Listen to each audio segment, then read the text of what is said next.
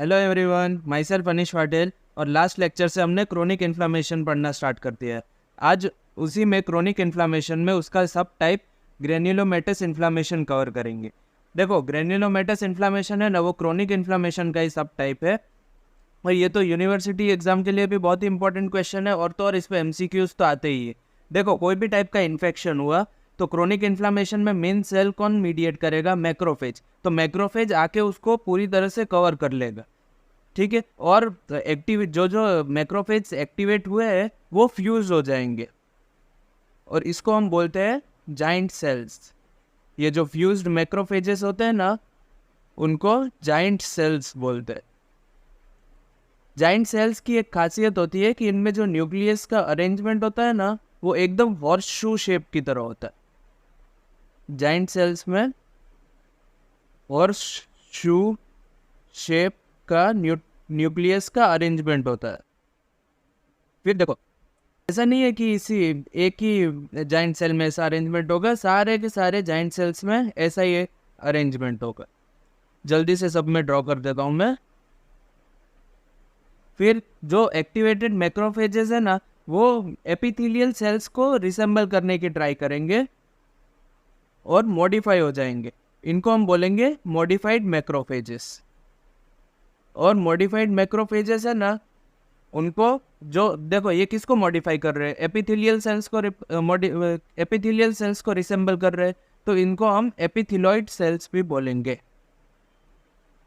दो नए टाइप के सेल्स हमने पढ़े, एक है जाइंट सेल्स और एक एपिथेलियल सेल्स। ये दोनों का फॉर्मेशन एक्टिवेटेड मैक्रोफेज की वजह से ही होता है।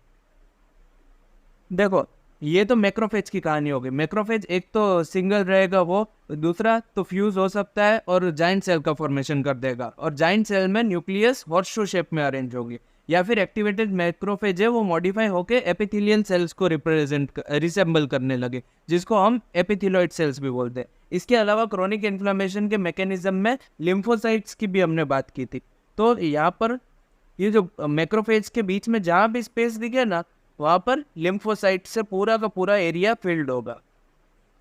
देखो, ये सारे के सारे लिम्फोसाइट्स है, और बहुत ही ज्यादा क्वांटिटी में लिम्फोसाइट्स प्रेजेंट होते हैं। पूरे पूरे स्ट्रक्चर को कवर कर देंगे, ऐसे कवर करेंगे कि ना कुछ बाहर से आ सके ना कुछ जा सके। और ये जो कलेक्शन है मैक्रोफेज का और लिम्फोसाइट का, इसको हम ग्रेन्युलोमा कहते हैं। ग्रेन्युलोमा का फंक्शन क्या होता है? इसका फंक्शन होता है, ये हेल्प करता है लोकलाइज करने में इन्फेक्शन को। ये इन्फेक्शन को यहाँ से बाहर नहीं जाने देगा, मतलब कहीं भी इन्फेक्शन हुआ इतनी सी जगह में इसको लोकलाइज करने में हेल्प करे। और ग्रेन्युलोमा दो टाइप के होते हैं, एक जिसमें नेक्रोसिस प्रेजेंट होती है, नेक्रोसिस प्रेजेंट, और दूसरी जिसमें नेक्रोसिस एब्सेंट होगी। नेक्रोसिस जिसमें प्रेजेंट होगी ना, उसमें वाइट चीजी डिपोजिशन देखने को मिलेगा, चीजी डिपोजिशन देखने को मिलेगा, और इसको हम बोलेंगे केशिएटिंग ग्रेन्युलोमा। केशिएटिंग ग्रेन्युलोमा। और जिसमें नेक्रोसिस एब्सेंट होगा ना, उसको हम बोलेंगे नॉन केशिएटिंग ग्रेन्युलोमा। सिंपल। देखो, अभी जानने के लिए क्या इंपॉर्टेंट है कि ग्रेन्युलोमा फॉर्मेशन हुआ, वो कौन से दो टाइप के सेल्स मेनली इन्वॉल्व होंगे? एक तो मैक्रोफेज होंगे जो फ्यूज होंगे और जाइंट सेल फॉर्म करेंगे, फिर मॉडिफाई होंगे और एपिथेलियोइड सेल फॉर्म करेंगे, और लिम्फोसाइट। ये दोनों के कलेक्शन को ही ग्रेन्युलोमा बोलते हैं। और अगर ग्रेन्युलोमा इन्फेक्शंस को लोकलाइज करने में हेल्प करेगा। ग्रेन्युलोमा भी दो टाइप का होगा, जिसमें नेक्रोसिस प्रेजेंट होगा और एब्सेंट होगा। जिसमें प्रेजेंट होगा उसमें चीजी डिपोजिशन इंक्रीज करेगा, इसीलिए हम इसको केशिएटिंग ग्रेन्युलोमा बोलेंगे। और जहाँ पर नेक्रोसिस एब्सेंट होगा उसे नॉन केशिएटिंग ग्रेन्युलोमा बोलेंगे। ठीक है, इतना सिंपल है। अब इसकी इटियोलॉजीज देखते हैं। देखो, ग्रेन्युलोमा में जाइंट सेल्स पे भी क्वेश्चंस आते हैं, पर इटियोलॉजीज के बाद मैं वो कवर कर देता हूँ। पहले इटियोलॉजीज समझ लो, ग्रेन्युलोमा कब कब हमें देखने को मिलता है। मेनली इन्फेक्शंस और नॉन इन्फेक्शन कंडीशंस पे देखने को मिलता है, और इन्फेक्शन भी बैक्टीरियल इन्फेक्शन होता है ना, तब ज़्यादा देखने को मिलता है। उसके एग्जाम्पल है, एक तो ट्यूबरक्यूलोसिस में देखने को मिलेगा और सिफिलिस में देखने को मिलेगा। फिर लेप्रोसी, कैट स्क्रैच डिजीज और क्लेमाइडिया में भी देखने को मिलेगा। पर देखो, टीबी और सिफिलिस का है ना, वो डिफरेंट है कंपेयर टू अदर। क्योंकि इसमें हमें केजिएटिंग ग्रेन्युलोमा देखने को मिलेगा, केजिएटिंग ग्रेन्युलोमा। फिर देखो ये तो बैक्टीरियल इन्फेक्शंस के एग्जाम्पल हुए।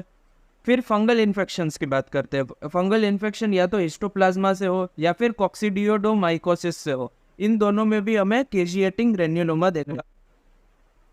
फिर देखो ये तो कंडीशंस हो गई इन्फेक्शंस की। देखो ये याद रखना केजिएटिंग किस में देखने को मिलेगा और नॉन केजिएटिंग किस में देखने को मिलेगा, इसके ऊपर से एक अच्छा क्वेश्चंस बन सकता है। जैसे कि 4-5 ऑप्शन दे देंगे, TB, syphilis, cat scratch disease और हिस्टोप्लाज्मा, और ऐसे पूछ लेंगे caseating granuloma is seen in which of the following, 1 2 3 only, 1 2 and 4 only, only 2 3, only 3 4, ऐसे करके ऑप्शन दे देंगे, तो आप इसको रूल आउट कर सकते हो, इसलिए इसको ध्यान रखना। फिर देखो non caseating non infectious disease में देखने को मिलेगा, जैसे कि हो गई सार्कोइडोसिस। ये सारी डिजीज आपको अभी पता नहीं होगी, जैसे ही पैथोलॉजी आगे आप पढ़ते जाओगे, सिस्टमिक में पहुंचोगे, तब आपको ये सारी डिजीजेस पता चल जाएगी। सार्कोइडोसिस डिजीज होती है जिसकी अननोन पैथोलॉजी होती है, अभी के लिए याद रख लो, पर कोई इंपॉर्टेंट नहीं है सब। फिर क्रॉन्स डिजीज में देखने को मिलता है, फिर विजनर्स डिजनरेशन में देखने को मिलता है, और चग स्ट्रोक सिंड्रोम में भी देखने को मिलता है। देखो ये तो इसकी बेसिक इटियोलॉजी हो गई, ये आपको याद रखनी है, ये आपको यूनिवर्सिटी में क्वेश्चन आए उसमें आप लिख सकते हो। पर यहाँ पर 2-3 और इम्पोर्टेंट पॉइंट है जो याद रखने बहुत इंपॉर्टेंट। देखो कैट स्क्रैच डिजीज है ना, इसमें केजिएटिंग ग्रेन्युलोमा तो देखने को नहीं मिलता है, पर इसमें स्टेलेट ग्रेन्युलोमा देखने को मिलता है। एकदम स्टार शेप का ग्रेन्युलोमा फॉर्म होगा। नॉर्मल ग्रेन्युलोमा था वो सर्कुलर या ऐसा था, पर ये इसमें हमें स्टार शेप का ग्रेन्युलोमा देखने को मिलेगा। देखो ऐसे एकदम ऐसा ग्रेन्युलोमा देखने को मिलेगा। फिर देखो ये सार्कोइडोसिस है ना, इसमें नेक्ड ग्रेन्युलोमा देखने को मिलेगा। मतलब यूजुअल ग्रेन्युलोमा तो जैसा होता है वो प्रेजेंट ही होगा, इसके साथ साथ नेक्ड ग्रेन्युलोमा भी देखने को मिलेगा। और आपको वाइवा में पूछ सकते हैं कि नेक्ड ग्रेन्युलोमा का मतलब क्या होता है। तो ग्रेन्युलोमा विदाउट टी लिम्फोसाइट नहीं, लिम्फोसाइट्स के बिना का ग्रेन्युलोमा हो ना, उसको नेक्ड ग्रेन्युलोमा बोलते हैं। ये पोटेंशियल एमसीक्यू भी है, इसलिए इसको याद रखना। Naked granuloma is seen in which of the following condition, और यही 4 ऑप्शन हो गए, ये भी समझ लेना, और उसमें आंसर सार्कोइडोसिस होगा, तो इसको याद रखना। देखो अभी इसमें से याद रखने की चीज़ें कौन कौन सी है, वैसे तो सब याद होना चाहिए, पर उसमें से भी खास टीबी और सिफिलिस, फिर हिस्टोप्लाज्मा और कॉक्सीडियोमाइकोसिस के इन्फेक्शन में हमें केजिएटिंग ग्रेन्युलोमा देखने को मिलेगा। इसके अलावा कैट स्क्रैच डिजीज में स्टेलेट ग्रेन्युलोमा देखने को मिलेगा, मतलब एकदम स्टार शेप का ग्रेन्युलोमा। फिर सार्कोइडोसिस में नेक्ड ग्रेन्युलोमा देखने को मिलेगा। तो ऐसा नहीं है कि सार्कोइडोसिस में सिर्फ नेक्ड ग्रेन्युलोमा देखने को मिलेगा, उसमें यूजुअल ग्रेन्युलोमा तो प्रेजेंट ही होगा, उसके साथ साथ नेक्ड ग्रेन्युलोमा देखने को मिलेगा, मतलब ग्रेन्युलोमा विदाउट लिम्फोसाइट।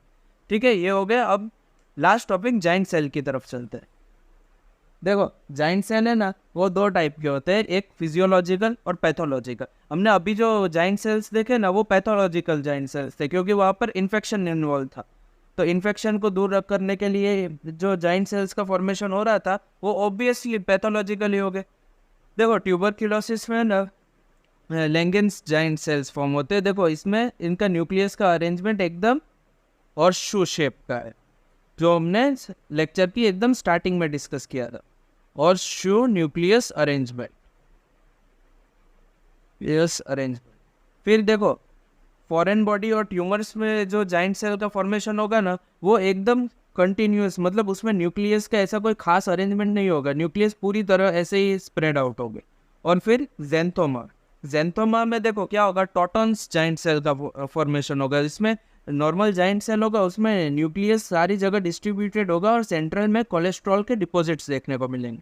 ये याद रखना, इसके ऊपर एमसीक्यू आ सकता है। Cholesterol deposits in giant cells seen in which of the following giant cell, और एग्जाम्पल दे दियोगे, 2-3 फिजियोलॉजिकल एग्जाम्पल्स दे देंगे, और एक ये टॉटन्स जाइंट सेल।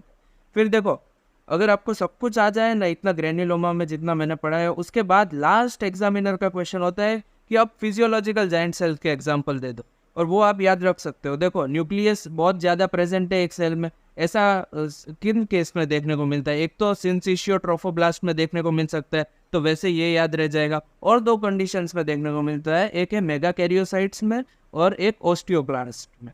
ये वाइवा में बहुत ज़्यादा पूछे जाते हैं, तो इसको खास ध्यान रख लेना।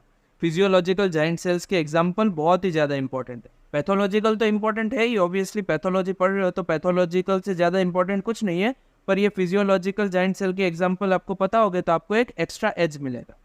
तो देखो रिवाइज करते हैं। फिजियोलॉजिकल जाइंट सेल्स के एग्जाम्पल कौन कौन से हैं? मेगाकैरियोसाइट्स, ऑस्टियोक्लास्ट और सिंसिशियो ट्रोफोब्लास्ट।